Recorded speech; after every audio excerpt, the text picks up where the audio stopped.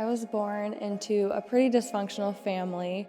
I was the oldest out of 3 siblings, and in my lifetime I have lived with 17 different families in 17 years.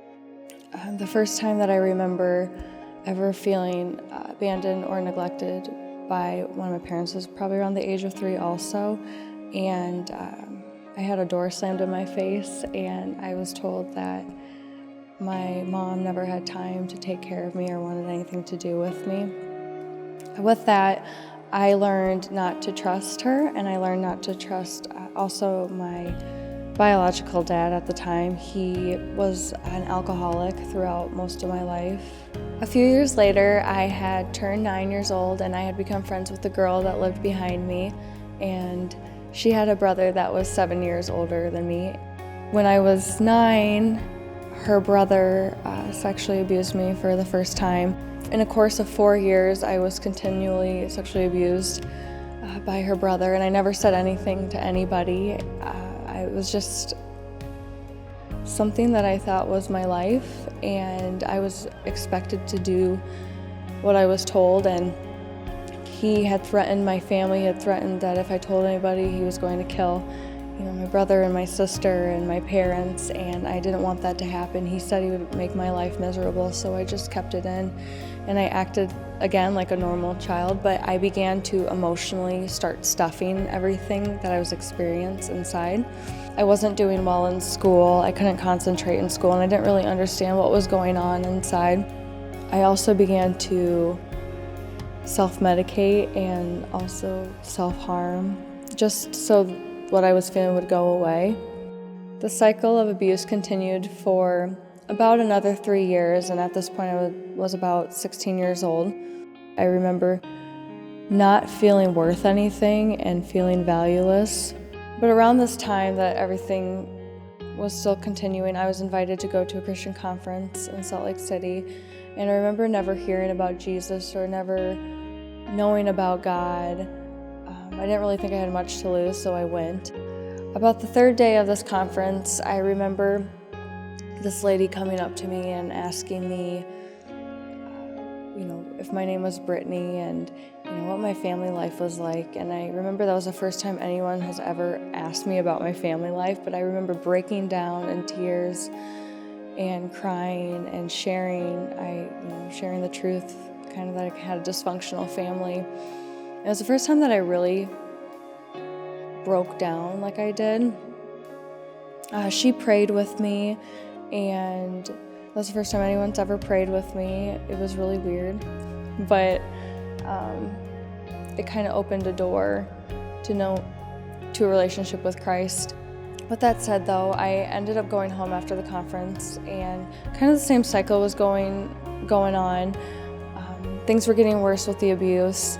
And I never thought I would see this lady that I just had pray over me. But a few months later, she had called me, and I told her that things weren't getting better.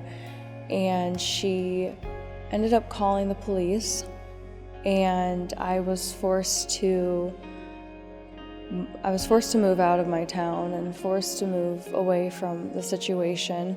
Well, I ended up moving in with the lady that I met that prayed over me, and her husband was a pastor and she was a worship leader, and it was the first time I ever experienced like a Christian family. About a few months living there, I realized I wanted to have what they had, and they seemed like different people. They had more like light in them. I told them that I wanted to accept Christ, and they prayed with me, and I did. And it was just kind of the start of my healing journey. When I accepted Christ, my drinking and my partying went away. My just self-harm started going away. But I remember flipping to Psalms 147:3, which says, "He heals the brokenhearted and binds their wounds." And I knew that the Lord wanted to heal everything that had happened in my life. After about a year of being in college, the Lord just started using people who kind of had the same problems or come from the same background almost as me.